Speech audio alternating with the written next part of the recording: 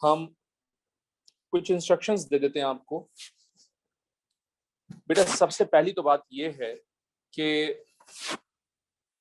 मैं आपके साथ बहुत क्विकली ब्रीफिंग कर लूंगा A2 की, A2 में क्या क्या चीजें पढ़नी है, ठीक है। और मैं बता दूंगा कि A2 में जो चीजें पढ़नी है उसके साथ A1 का क्या चीजें लिंक होंगी, तो हम कोशिश करेंगे कि वो भी चीजें आपके साथ कवर कर लें, बता दें आपको।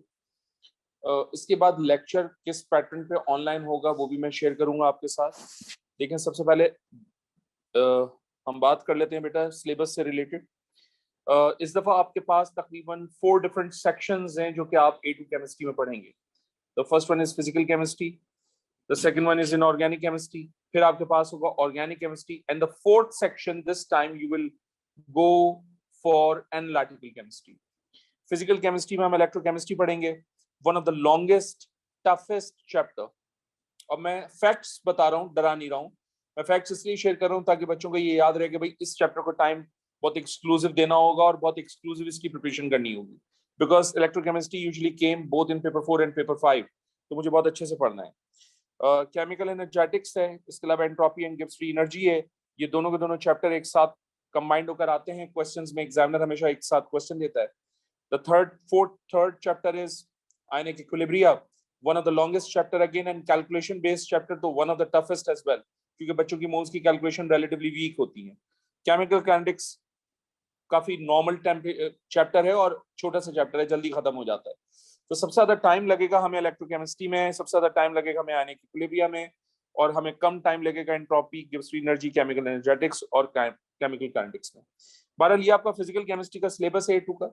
इसमें एएस केमिस्ट्री से आपने केसी केपी के न्यूमेरिकल्स कवर करने, यानी उनको रिवाइज करना है, और बॉन्ड एंगल्स रिवाइज करने। तो ये वो दो टॉपिक्स हैं जो कि आप एएस केमिस्ट्री से रिवाइज करेंगे अपने ओन पर, और एएस केमिस्ट्री से रिलेटेड इन तमाम चैप्टर में जो भी कॉन्सेप्ट आएंगे उन सबको मैं ऑटोमेटिकली अपने लेक्चर में इनकॉर्पोरेट कर लूंगा, ठीक है। लेकिन ये दो टॉपिक्स आपने कवर, ठीक है। इनऑर्गेनिक केमिस्ट्री में ग्रुप 2 पढ़ेंगे, तो ग्रुप 2 मैंने A1 में भी पढ़ाया था, वो एज इट इज यहाँ पर इंक्लूड हो जाएगा। Now the next chapter in inorganic chemistry is transition chemistry. It is new for you. आपने O level में नहीं पढ़ा, आपने AS में नहीं पढ़ा, तो ये चैप्टर ट्रांजिशन केमिस्ट्री बहुत ही इंपॉर्टेंट होगा। अब देखिए मैं एक छोटी सी मिसाल देता हूँ। जब आप ऑर्गेनिक केमिस्ट्री AS की पढ़ते थे ना, तो आपको 2.5 क्वेश्चंस मिलते थे, which covers around 30 marks, right. अब अगर आप सिर्फ ट्रांजिशन केमिस्ट्री पढ़ेंगे ना, तो इस एक चैप्टर को पढ़ने से कंफर्म आपको 2 क्वेश्चंस मिलेंगे, and those 2 questions comprises of 25 marks, और ये 25 मिनिमम बताएं, इससे ज्यादा भी हो सकता है। तो एक चैप्टर के 2 सॉलिड क्वेश्चंस एवरी ईयर होते हैं, यानी ट्रांजिशन के 2 सॉलिड क्वेश्चंस कंफर्म होंगे, और बेटा ये क्वेश्चंस जो हैं वो 25 मार्क्स तक के हो सकते हैं, इससे कम के नहीं होंगे, ठीक है। एएस से क्या क्या कवर करना है, पीरियोडिसिटी कवर करना है, ग्रुप 17 कवर करना है, नाइट्रोजन एंड सल्फर कवर करना है। जिस हद तक मुमकिन हो सकेगा मैं कवर करवाने की कोशिश करूंगा, लेकिन ये 3 टॉपिक्स आपने कवर करने। And since you are preparing your AS course for October November paper, तो ऑब्वियसली बेटा ये आपको हेल्प आउट करेगा बहुत ज्यादा, ठीक है। ऑर्गेनिक केमिस्ट्री आपने एएस में पढ़ी थी, और मैंने एएस में आपको कहा था कि जितनी ऑर्गेनिक आपने एएस में पढ़ी है वो सारी की सारी A2 में जाके इंक्लूड हो जाएगी। एक वर्ड भी रिएक्शन कम, एक रिएक्शन भी एग्जामिनर कम नहीं करेगा, सब कुछ एज इट इज जाके ऐड होगा, ठीक है। तो ये भी ध्यान में रखिएगा। अपार्ट फ्रॉम एएस आपने इस साल बेंजीन पढ़ना है, एरीन्स पढ़ना है, फिनोल्स पढ़ना है, एमाइन्स एंड एमाइड्स पढ़ना है, एसाइल हैलाइड्स पढ़ना है, अमीनो एसिड्स एंड इलेक्ट्रोफोरेसिस पढ़नी है, प्रोटीन डीएनए ऑर्गेनिक सिंथेसिस पढ़नी है, पॉलीमराइजेशन पढ़नी है। एनी हाउ आपने एएस ऑर्गेनिक पूरी की पूरी कंप्लीट ट्रांसफर हो जाएगी आपके A2 के अंदर। मैं तकरीबन एएस ऑर्गेनिक के 85% रिएक्शंस कवर कर दूंगा अपने लेक्चर में। 15% रिएक्शंस रह जाएंगे, वो आपको कवर करने होंगे, और वो 15% रिएक्शंस कौन से हैं, वो मैकेनिज्म होंगे, तो आपको एक्चुअली मैकेनिज्म्स कवर करने हैं एएस के, ठीक है। रिएक्शंस तो मैं सारे कवर करवा दूंगा आपको। लेकिन अगर मुझसे कोई भी ये पूछता है कि सर एएस की ऑर्गेनिक मुश्किल थी या A2 की, तो मैंने कहा था और हमेशा कहता हूं कि बेटा एएस की ऑर्गेनिक अगर किसी बच्चे ने टाइम लगाकर अच्छे से प्रिपेयर कर ली है, तो उसको A2 की ऑर्गेनिक केमिस्ट्री रिलेटिवली बहुत इजी लगती है, और शॉर्ट लगती है, छोटी लगती है, क्योंकि बहुत जल्दी जल्दी खत्म हो जाती हैं चीजें, क्योंकि आपने पढ़ा हुआ बहुत कुछ होता है पहले से, ठीक है। ये आपका थर्ड सेक्शन हो गया जो कि हम पढ़ेंगे। इसके बाद आपके पास है एनालिटिकल केमिस्ट्री। ये आप फर्स्ट टाइम पढ़ रहे हैं, ना ओ लेवल में पढ़ा ना एएस में पढ़ा, फर्स्ट टाइम पढ़ोगे। And one of the favourite chapter, one of my favourite chapter, क्योंकि इसमें याद करने का काम कुछ भी नहीं होगा, इसमें सारा काम डेटा बुकलेट का होगा। इसमें हम पढ़ेंगे mass spectrometry, proton NMR, C13 NMR, chromatography, और फिर इससे related combined problems. By the way, इस चैप्टर को पढ़ने के लिए एएस से आपने इंफ्रारेड स्पेक्ट्रोमीटर भी पढ़ना होगा। जब मैं इस चैप्टर पर आऊंगा और आपको लगता है कि यार इस चैप्टर से हम भूल गए इंफ्रारेड, मुझे बता दीजिएगा, मैं इंफ्रारेड दोबारा रिपीट कर दूंगा। Last but not the least, drug design and drug delivery का एक टॉपिक होगा। इस टॉपिक से रिलेटेड थ्योरेटिकल कॉन्सेप्ट्स कोई इतने ज्यादा खास नहीं है। अगेन, जिस बच्चे ने एएस की ऑर्गेनिक की भी उसके लिए ये टॉपिक बहुत इजी होगा ड्रग का, लेकिन इसका जो क्वेश्चन है वो हमेशा ऑर्गेनिक केमिस्ट्री की बेस पे बनता है। तो जिस बच्चे ने एएस A2 की ऑर्गेनिक बहुत अच्छी पढ़ी हुई है, उसका क्वेश्चन इस टॉपिक से 100% करेक्ट होता है। तो बहुत छोटा सा क्वेश्चन होता है और हमेशा आसान क्वेश्चन होता है। You will find tons of question in the paper, but all of them are very easy, very simple. So this is your syllabus. ठीक है। कैम्ब्रिज की इंडोर्स बुक्स हैं, Roger Norris, Eric Lewis Martin Berry. मैं हमेशा बच्चों को बताता हूँ कि इन दोनों बुक्स के साथ भाई बहुत ज्यादा इंपॉर्टेंस आपने मेरे लेक्चर को देनी है। अगर आपने मेरा लेक्चर कवर कर लिया तो माइट भी आपको ये बुक्स यूज ना करनी पड़े, क्योंकि इन बुक्स से ज्यादा इंफॉर्मेशन लेक्चर में मिलेगी। ठीक है, याद रखिएगा कि A2 के अंदर कोई भी चैप्टर, कोई भी क्वेश्चन डेटा बुकलेट के बगैर आप अटेम्प्ट नहीं कर सकते, डेटा बुकलेट के बगैर आप पढ़ नहीं सकते। तो this year data booklet is must, वरना कोई क्वेश्चन नहीं कर सकेंगे आप। ठीक है,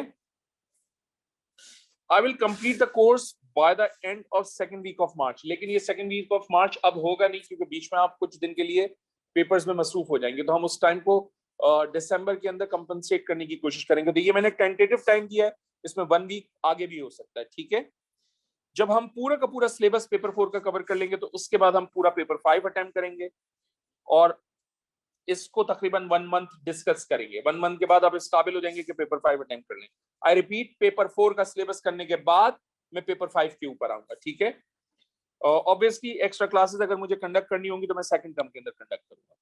ठीक है, बात समझ में आ रही है? इससे पहले कि हम आगे बात करें, एक चीज और सुन लीजिए।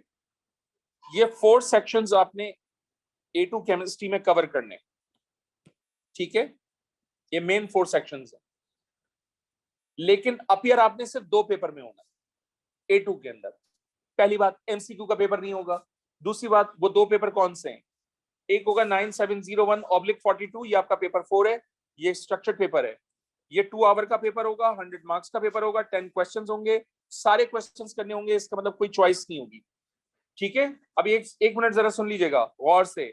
अगर मैं कह रहा हूं 2 आवर का पेपर है, इसका मतलब 120 मिनट्स का पेपर होगा।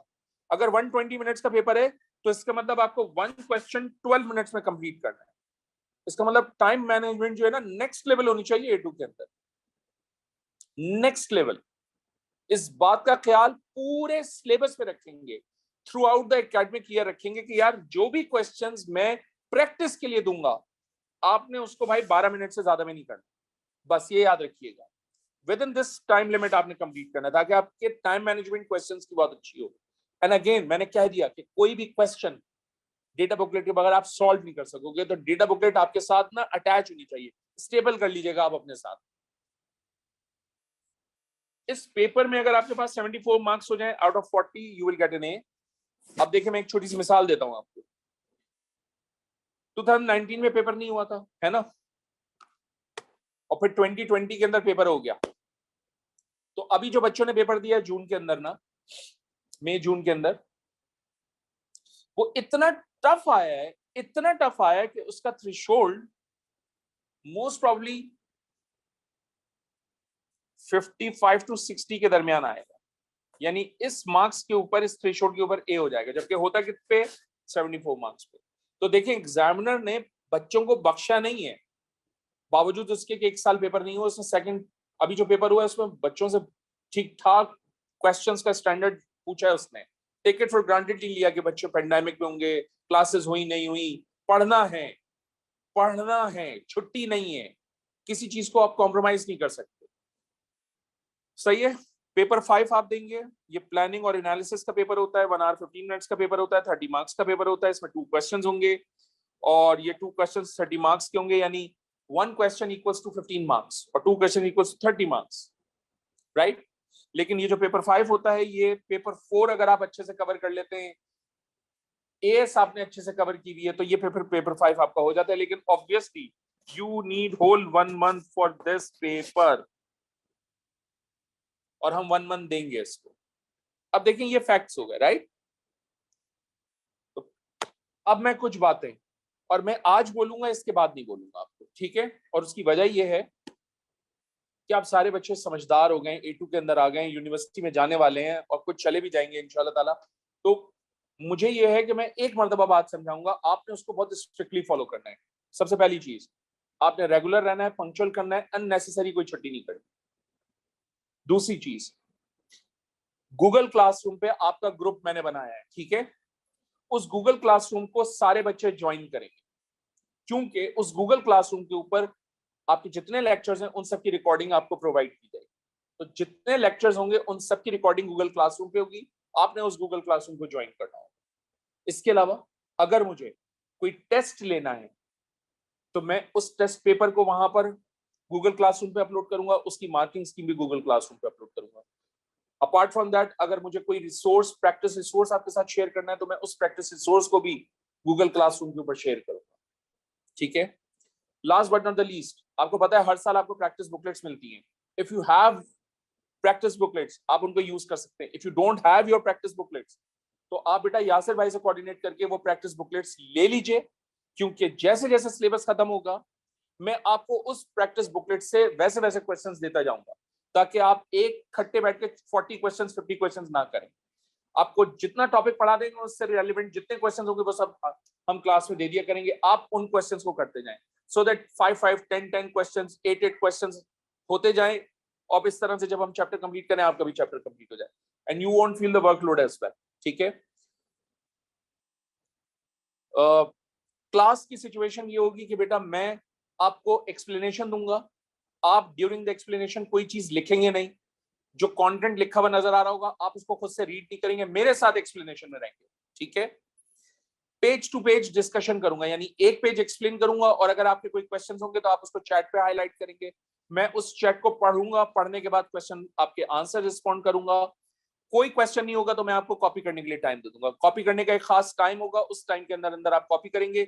इन केस कोई लाइंस मिस हो गई, रह गई कॉपी करने से, तो परेशान नहीं होना, मैं एंड में स्क्रीनशॉट्स भी दूंगा आपको, ठीक है। नेक्स्ट सुन लो मेरी बात, जब चैप्टर कंप्लीट हो जाएगा तो उस चैप्टर के कंप्लीट होने के बाद उस चैप्टर का पूरा पीडीएफ के नोट्स गूगल क्लासरूम पे अपलोड कर दूंगा, क्योंकि मुझे पता है कुछ बच्चे सेल फोन में लेके घूमते हैं नोट्स, उनको पता ही नहीं होता क्या चीज पढ़ ली, कौन सी चीज किस ऑर्डर में है, किस कनेक्टेड फॉर्म में है, नहीं पता होता कुछ बच्चों को। लेकिन मेरी आपसे एक रिक्वेस्ट है, जब तक आप अपने हाथ से नोट्स लिखोगे नहीं ना, आपको वो चीजें याद नहीं होंगी, वो कॉन्सेप्ट आपके दिमाग में बैठेगा नहीं। तो मैं आपको नोट्स भी हैंडल प्रोवाइड कर रहा हूँ, मैं आपको रिकॉर्डिंग लेक्चर्स भी दे रहा हूँ, मैं आपको वर्कशीट भी दे रहा हूँ, लेकिन अगर आप अपने हाथ से उन नोट्स को नहीं लिखोगे ना अपने रजिस्टर में, you won't get a benefit. और A2 is a killer class, A2 is a killer section, you have no idea कि what sort of question और question का स्टैंडर्ड कितना हाई होता है एग्जामिनर का। तो एक्सपेक्टेशन एग्जामिनर की बहुत ज्यादा आपसे होती है, मेरी भी आप लोगों से बहुत ज्यादा एक्सपेक्टेशंस हैं, मैं उम्मीद करता हूं कि आप पूरा साल इसी तरह से लेकर चलेंगे चीजों को। Last but not the least, अगर क्लासेस फिजिकल होंगी तो मैं फिजिकल क्लासेस पे चला जाऊंगा एज पर गवर्नमेंट डायरेक्टिव्स, अगर क्लासेस ऑनलाइन होंगी तो हम ऑनलाइन क्लासेस ही को कंटिन्यू रखेंगे, लेकिन जैसे ही क्लासेस फिजिकल पे शिफ्ट होंगी मैं मूव कर जाऊंगा फिजिकल क्लासेस पे, ठीक है। Any other question? जो सिलेबस है ना A2 का, मैंने कहा है वो क्लियर सिलेबस है, एक्सट्रीमली चैलेंजिंग सिलेबस है, प्रैक्टिस बेस्ड सिलेबस है। अगर मैं प्रैक्टिस के क्वेश्चंस आपको दूं ना, आपने एक क्वेश्चन पे भी कॉम्प्रोमाइज नहीं करना है, because practice makes you perfect. सही है, लास्ट ईयर बच्चों ने यही किया था, मैं मुसलसल होमवर्क देता रहा, बच्चों ने उसको नहीं किया, क्योंकि बच्चों को ये लग रहा था कि यार पेपर नहीं होंगे, समहाउ कैंसिल भी हो गए, लेकिन ऑल ऑफ अ सडन फिर उन्होंने पेपर कंडक्ट कर दिए, राइट। तो जिन बच्चों ने पूरा साल कोई प्रैक्टिस नहीं की, कुछ नहीं किया, अब literally you have no idea, बहुत अच्छे बच्चे हैं वो, उनके पेपर कंप्लीट नहीं हुआ, 2.5 क्वेश्चंस रह गए उनके अटेम्प्ट होने से, जबकि उनको पता थी चीजें। Just because of the lack of practice, they couldn't complete the paper. So मैं ये सिचुएशन नहीं देखना चाहता हूँ कि आपने पूरा साल पढ़ के आपने प्रैक्टिस छोड़ दी ये सोच के कि पेपर नहीं हो रहा है या कुछ नहीं होगा। नहीं, आपने प्रैक्टिस करनी है, बिकॉज वो आपका होमवर्क है, आपने निपटाना है उसको। ठीक है। आखिरी चीज, एक बच्चों की आदत होती है कि 40 सवाल लेके बैठ जाते हैं और कहते हैं 40 सवाल वन गो में कर दो। I don't want that. A1 में भी समझाया था, फिर दोबारा समझा रहा हूँ। मैं आपको एक सर्टेन अमाउंट ऑफ क्वेश्चंस दूंगा, आपने उसको मिनिमम नंबर ऑफ डेज से डिवाइड करके अटेम्प्ट करना है। यानी 10 क्वेश्चंस हैं, 4 से डिवाइड कर लीजिए, एक दिन में 3 क्वेश्चंस, दैट्स इट। तो टाइम मैनेजमेंट का ख्याल रखिएगा, 12 मिनट से ज्यादा नहीं लेने हर क्वेश्चन के लिए। ठीक है। इस तरह से आपने अपने काम को डिवाइड करना है खुद से, समझदारी से। मैंने आइडिया फ्लोट कर दिया कि क्या करना होता है। 10 क्वेश्चंस को आप 4 से डिवाइड करेंगे, पर डे 3 क्वेश्चंस, 2 क्वेश्चंस आ जाएंगे, राइट। उससे ज्यादा नहीं अटेम्प्ट करना, बिकॉज आपके दिमाग में बैठा है वो कॉन्सेप्ट, आपको पता हो सवाल पूछा क्या है, मैंने सवाल सॉल्व किस पैटर्न पे किया है, उसकी डेप्थ क्या है, उसकी एनालिसिस क्या है, उसके स्किल्स क्या है, उसका थॉट प्रोसेस क्या है, ये सब सीखना है हमने। बिकॉज अगर आप वन गो में क्वेश्चंस करेंगे 40-50, तो वो सिर्फ कर रहे होंगे, आपको पता ही नहीं होगा चल क्या रहा है चैप्टर के अंदर। I hope you get the point. आज के बाद नहीं बात करूंगा मैं इस पे। ठीक है। If you have any query, if you have any question, you can ask.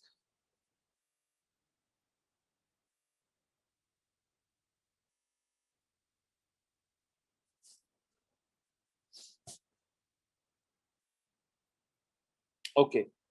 So मैं अब ऑफिशियली आपके साथ यहाँ chemical energetics, group 2, entropy and Gibbs free energy आपके साथ डिस्कस करूंगा। ये 3 डिफरेंट चैप्टर्स हैं, अंडर वन हेडिंग पढ़ रहे हैं। तो जब ये मैं खत्म करूंगा तो इसका मतलब मेरे 3 चैप्टर खत्म होंगे। मैं इन तीनों को कंबाइंड या अंडर वन हेडिंग सिर्फ इसलिए पढ़ा रहा हूं क्योंकि एग्जामिनर इन 2 चैप्टर्स को कंबाइन करके क्वेश्चन करता है, एग्जामिनर इन 2 चैप्टर्स को कंबाइन करके क्वेश्चन करता है, एग्जामिनर इन 2 क्वेश्चंस को कंबाइन कर चैप्टर्स को कंबाइन करके क्वेश्चन करता है। एट टाइम्स ये भी होता है कि ये तीनों के तीनों कंबाइन करके सवाल कर लेता है, क्योंकि इन टॉप चैप्टर्स के क्वेश्चंस कॉम्बिनेशन फॉर्म में आते हैं, तो जैसे सवाल आएगा मैंने वैसे ही आपको प्रेजेंट भी करना है। ठीक है। ऑलराइट। मैं सबसे पहले स्टार्ट कर रहा हूं केमिकल एनर्जेटिक्स, और केमिकल एनर्जेटिक्स के अंदर मैं सबसे पहले स्टार्ट करूंगा बेटा लैटिस एनर्जी। लैटिस एनर्जी को एग्जामिनर और मैं अपने लेक्चर में क्वेश्चंस में LE से रिप्रेजेंट करेंगे। ठीक है। Lattice energy technically 2 different types की होती है। The first one is called lattice formation enthalpy, the second one is called lattice dissociation enthalpy. इससे पहले आगे जाएं, फौरन एक बच्चे का सवाल आता है, इसका मतलब ये हुआ कि मैं लैटिस एनर्जी को लैटिस एंथैल्पी भी कह सकता हूं सर? यस, आप लैटिस एनर्जी को लैटिस एंथैल्पी भी कह सकते हैं। तो इसका मतलब लैटिस एंथैल्पी 2 तरह की होगी, lattice formation enthalpy and lattice dissociation enthalpy. Exactly 2 तरह की होती है। Lattice formation enthalpy bond forming process होता है, which is why it is always exothermic, whereas lattice dissociation enthalpy bond breaking process होता है, and therefore it is always endothermic, and therefore it is always endothermic.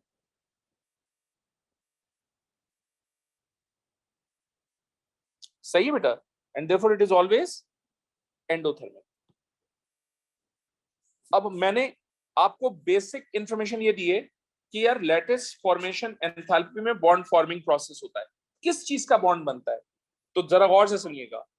Ionic solid की formation होगी, और आयनिक solid की formation हमेशा gaseous, cation और A9 के through होगी। सो 1 मोल ऑफ आयनिक सॉलिड अगर फॉर्म कर रहे हैं आप गैसियस, कैटायन और एनाइन के through, then this process is called lattice formation enthalpy, which is also called lattice energy or lattice enthalpy. तो lattice energy बोलो, lattice enthalpy बोलो, lattice formation enthalpy बोलो, it doesn't make any difference. एक ही concept को 3 मुख्तलिफ नामों से call कर रहा हूं। ठीक है, बात समझ में आ रही है? तो देखें lattice energy, lattice formation enthalpy की definition, the amount of energy released when 1 mole of ionic solid is formed from its gaseous cation and anion is called lattice formation enthalpy or lattice enthalpy or lattice enthalpy.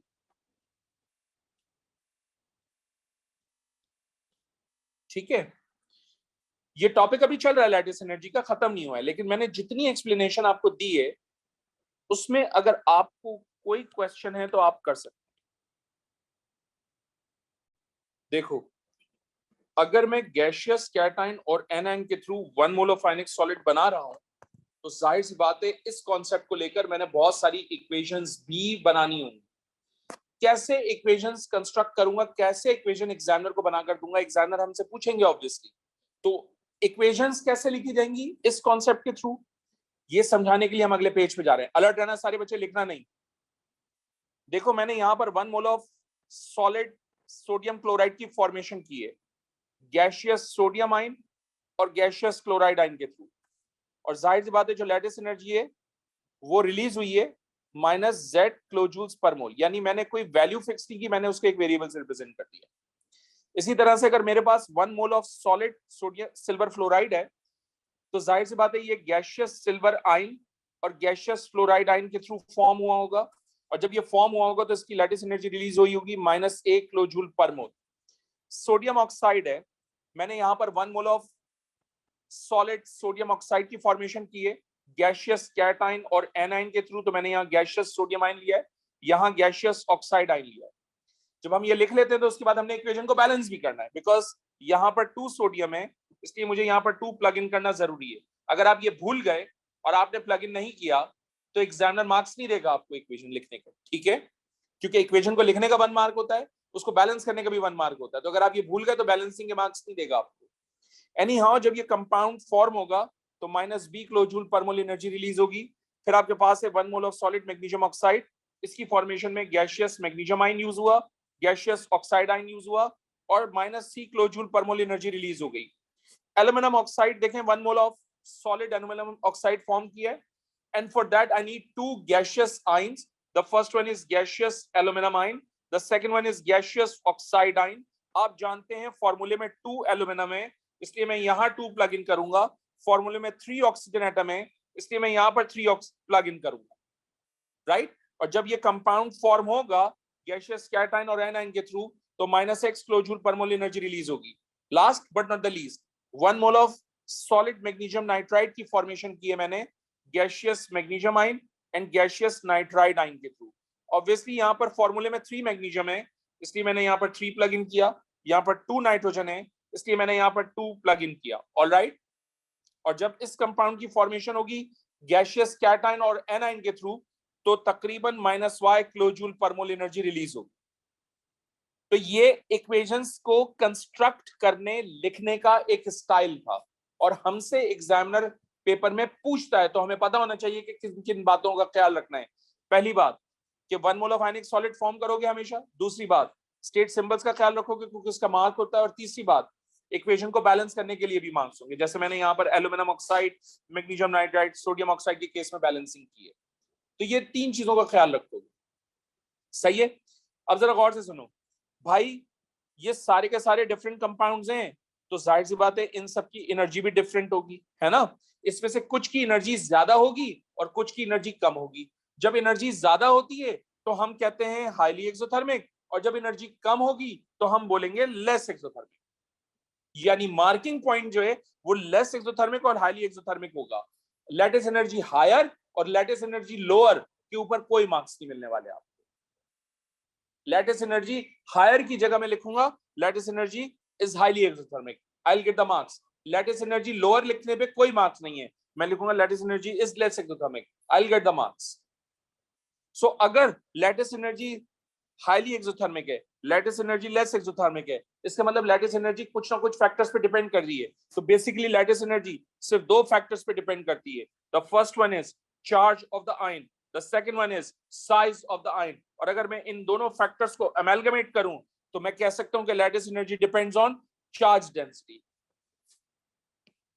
अब charge density, charge and size lattice energy को कैसे कम या ज्यादा करने में help कर रहे होते हैं, कैसे इन्फ्लुएंस करते हैं, ये बात पढ़ानी है मैंने आपको, जो कि नेक्स्ट पेज के ऊपर है। लेकिन इस पेज पे जितनी डिस्कशन की है उससे रिलेटेड अगर कोई क्वेश्चन है तो you can ask, I am open for discussion now.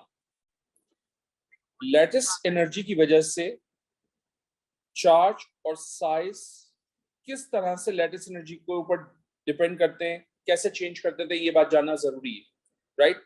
तो हम इसको अगले पेज पे डिस्कस करने जा रहे हैं। अलर्ट रहना, अगेन बहुत समझदारी से, बहुत ध्यान से मेरी बात सुनो। याद रखिएगा कि लैटिस एनर्जी जो है ना वो डायरेक्टली प्रोपोर्शनल है चार्ज ऑफ द आयन से, मीनिंग कि अगर आयन के चार्जेस ज्यादा हैं तो लैटिस एनर्जी भी ज्यादा होगी। और लैटिस एनर्जी ज्यादा को क्या बोलते हैं? Lattice energy highly exothermic. अब आप जानते हैं कि जब भी कोई आयनिक कंपाउंड होगा तो उसमें कैटायन भी होगा और एनायन भी होगा, ऐसे ही है ना? तो कैटायन का जो चार्ज है उसको मैं रिप्रेजेंट कर रहा हूं यहाँ पर Q1 से, और जो एनायन का चार्ज है उसको मैं यहाँ पर रिप्रेजेंट कर रहा हूं Q2 से। क्लियर? तो अगर चार्ज ऑफ द आयन ज्यादा है तो lattice energy is highly exothermic, charge of the ion कम है तो lattice energy is less exothermic, because both are directly proportional to each other. Got it? आगे चले भाई। लैटिस एनर्जी जो है ना वो इनवर्सली प्रोपोर्शनल है साइज ऑफ द आयन के। आप सब जानते हैं कि जो आयनिक कंपाउंड होता है उसमें कैटायन भी होता है, उसमें एनायन भी होता है। कैटायन का भी रेडियस होता है, एनायन का भी रेडियस होता है। तो यहां पर जो रेडियस मैंने आर से रिप्रेजेंट किया हुआ है ये कैटायन के रेडियस को भी रिप्रेजेंट कर रहा है और एनायन के भी रेडियस को रिप्रेजेंट कर रहा है। दोनों के रेडियस को अमेलगमेट करके मैंने आर से रिप्रेजेंट किया हुआ है, ठीक है? तो अगर रेडियस ज्यादा होगा तो lattice energy is less exothermic, radius अगर कम होगा तो lattice energy is highly exothermic. तो मैं अगर इन दोनों रिलेशनशिप को कंबाइन करूं तो मैं मैथमेटिकली इस तरह से एक्सप्रेस कर सकता हूं कि lattice energy is directly proportional to charge of the ion and inversely proportional to size of the ion, ठीक है? तो अब जरा गौर से सुनिएगा, मैं यहां पर एग्जामिनर एक्सप्लेनेशन देने लगा हूं। यानी अगर आपसे रीजन पूछी जाएगी फैक्टर्स की बेस पे किसी भी क्वेश्चन के अंदर, आप क्या लिख कर देंगे एग्जामिनर को, ठीक है? और वो क्या क्यों होगी, जरा गौर से सुने। अगर charge of the ion higher है तो obviously size of the ion smaller होगा। अगर size of the ion smaller होगा तो ऑब्वियसली चार्ज डेंसिटी हाई होगी। जब चार्ज डेंसिटी हाई होगी तो electrostatic attraction between ion becomes stronger, और जब electrostatic attraction between oppositely charged ion becomes stronger, then lattice energy is highly exothermic. That's what it is, and you need to write this in the paper.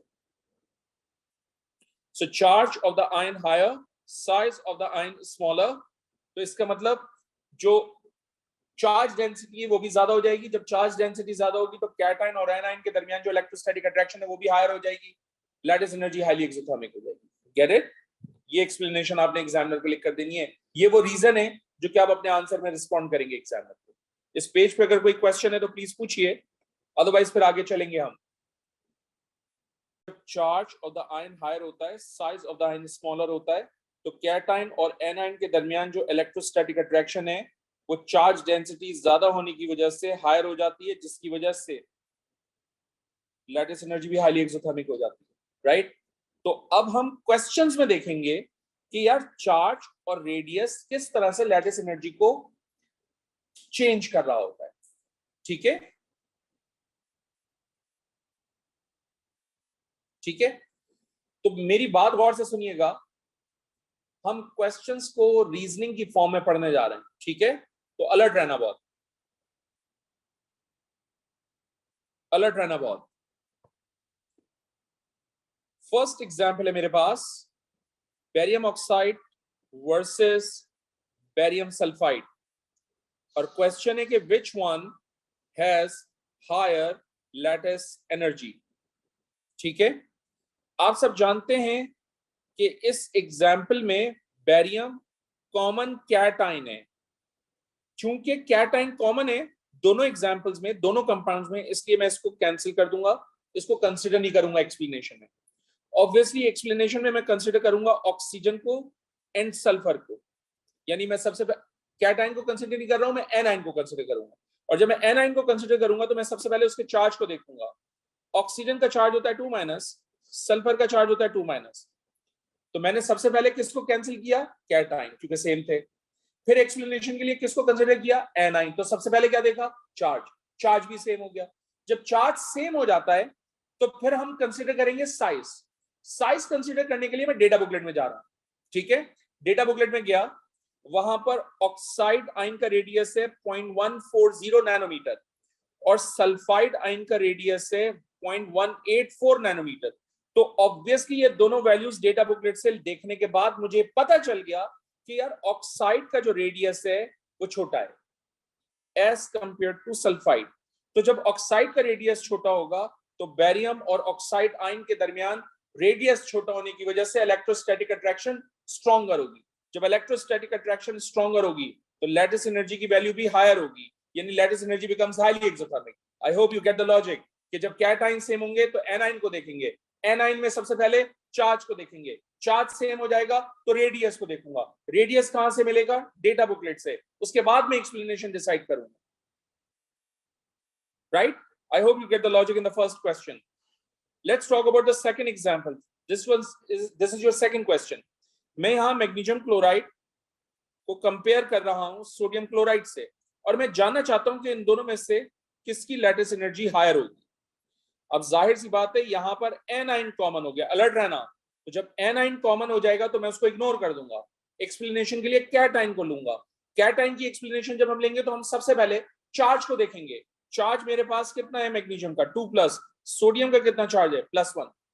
अब जाहिर सी बात है magnesium का charge ज्यादा है, sodium का चार्ज कम है, तो ऑब्वियसली मुझे रेडियस को भी देखना पड़ेगा। मैं डेटा बुकलेट में गया, मैंने सोडियम का रेडियस निकाला 0.095 नैनोमीटर, मैंने मैग्नीशियम का रेडियस निकाला 0.065 nanometer. Now look at the board very carefully, look at the screen very carefully कि यार मैग्नीशियम का चार्ज ज्यादा है, उसका रेडियस छोटा है, इसका मतलब मैग्नीशियम की चार्ज डेंसिटी ज्यादा है। जब मैग्नीशियम की चार्ज डेंसिटी ज्यादा होगी तो मैग्नीशियम और क्लोराइड आयंस के दरमियान इलेक्ट्रोस्टैटिक अट्रैक्शन भी स्ट्रॉन्गर होगी, जिसकी वजह से मैग्नीशियम क्लोराइड की लैटिस एनर्जी हाईली एक्सोथर्मिक होगी। Get it?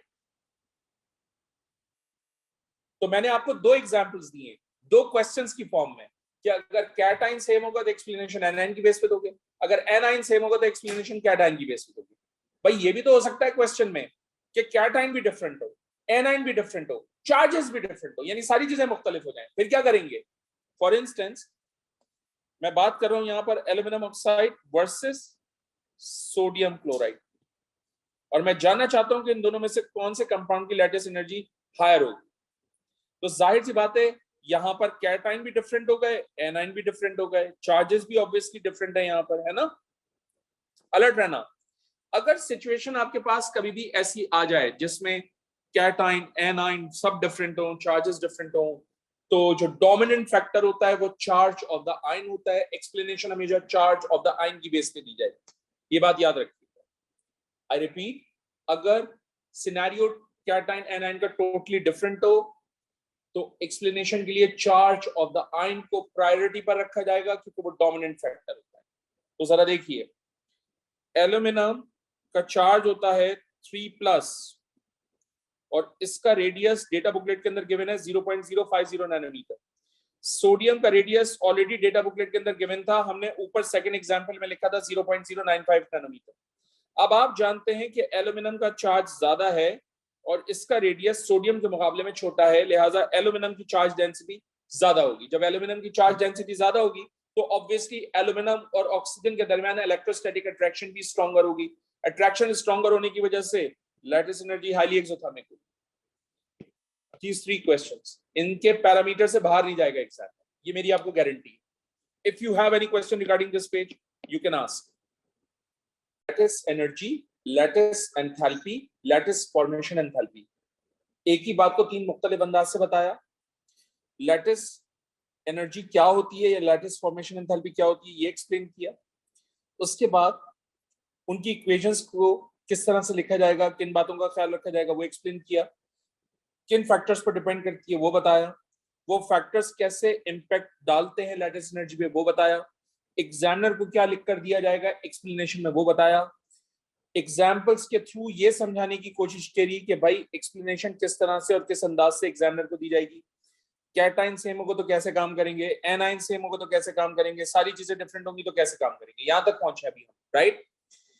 अब मैं आगे जा रहा हूं और मैं आपको सिखाऊंगा, अगर आपको याद है मैंने यहां पर बताया था लैटिस डिसोसिएशन एंथैल्पी, राइट। और आप जानते हैं कि lattice dissociation enthalpy bond breaking process था और जाहिर सी बात है ये प्रोसेस एंडोथर्मिक था। तो मैं अब आपको इससे रिलेटेड ब्रीफिंग दूंगा, राइट। तो अलर्ट रहना है आपने, बहुत समझदारी से मेरी बात सुननी है, बहुत तवज्जो से मेरी बात सुननी है। The amount of energy required to break 1 mole of ionic solid into its gaseous cation and anion is called lattice dissociation enthalpy. Lattice dissociation enthalpy is always endothermic. Always endothermic. China, Japan, Bhutan कहीं भी पहुंच जाए endothermic रहेगा ये, क्योंकि bond breaking process है, right. अगर मैंने लैटिस एनर्जी को, अलर्ट रहना स्क्रीन पे, अगर मैंने लैटिस एनर्जी को Le से रिप्रेजेंट किया था विच वाज एक्सोथर्मिक, तो लैटिस डिसोसिएशन एंथैल्पी को मैं रिप्रेजेंट करूंगा -Le से। अब यहां पर बच्चों के साथ कंफ्यूजन बहुत होती है, वो कहते हैं सर ये -Le एंडोथर्मिक क्यों बन गया, यानी ये पूरा का पूरा एरिया, ये पूरा का पूरा एंडोथर्मिक कैसे हो गया। तो मैंने बात समझाई कुछ इस तरह से, देखो ये माइनस मैंने लगाया है, ये as it is carry forward हो गया, और लैटिस एनर्जी इटसेल्फ एक्सोथर्मिक होती है, तो वो लैटिस एनर्जी का ही आ गया minus, then minus minus becomes plus, that's how it is endothermic. तो ये बात पूरे पेपर में चलेगी कि ये एंडोथर्मिक होती है, लेकिन इसको रिप्रेजेंट कैसे करेंगे हम, -Le से, ठीक है। और ये -Le एंडो में कैसे कन्वर्ट हो रहा है ये समझाया आपको। अब सुनिएगा, ये मेरे पास 1 मोल ऑफ आयनिक सॉलिड है, दैट इज एल्यूमिनियम ऑक्साइड। मैं इसको एनर्जी प्रोवाइड करूंगा, ये एनर्जी गेन करेगा और गेन करके कन्वर्ट हो जाएगा गैसियस एल्यूमिनियम आयन में और गैसियस ऑक्साइड आयन में। यानी according to the definition 1 mole of ionic solid convert हो रहा है gaseous aluminium ion and gaseous oxide ion में। ऑब्वियसली इस कंपाउंड को, इस आयनिक सॉलिड को ब्रेक करने के लिए जो अमाउंट ऑफ एनर्जी रिक्वायर्ड थी, that amount of energy is called lattice dissociation enthalpy, और वो है मेरे पास +X किलोजूल्स पर मोल। फौरन बच्चे को क्लिक हुआ, उसने कहा सर जरा जहां इक्वेशन लिखी थी वहां चलें। ठीक है मैं चलता हूं वहां पर, ये आ गई। कहने लगा सर जब 1 mole of ionic solid aluminium oxide का फॉर्म हुआ था तो -X किलोजूल पर मोल एनर्जी रिलीज हुई थी, बिल्कुल ऐसे ही है। लेकिन जब ये एल्यूमिनियम ऑक्साइड आयंस में वापस कन्वर्ट होगा तो ये +X किलोजूल पर मोल हो जाएगा। एग्जैक्टली दैट शोज कि जो अमाउंट ऑफ एनर्जी रिलीज होती है in making the bond, exactly same amount of energy absorb होगी इन ब्रेकिंग द बॉन्ड।